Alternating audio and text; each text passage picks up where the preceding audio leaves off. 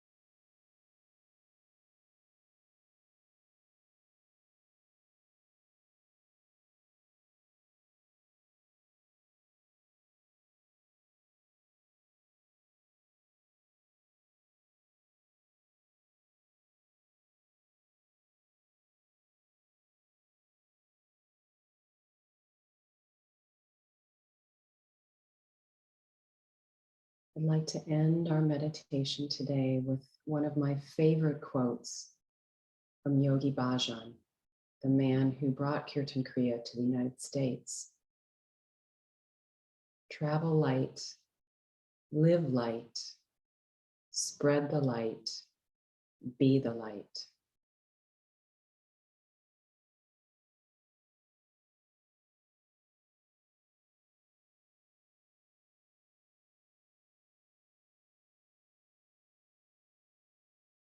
I invite you now to deepen the breath.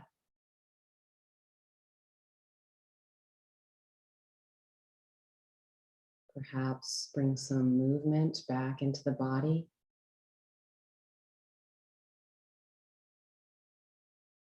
Maybe wiggle your toes or your fingers.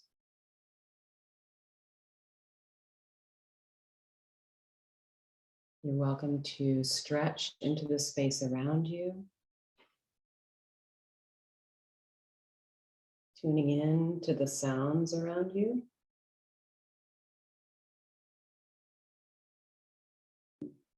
Anything that you're feeling in the body.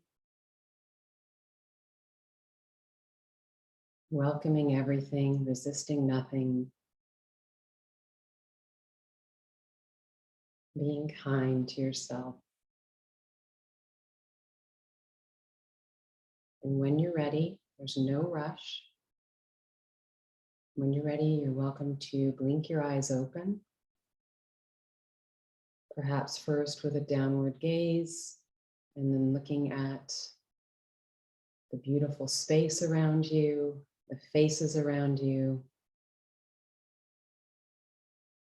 I want to thank you so much for practicing with me today. The light in me honors and sees the light in each and every one of you. Namaste.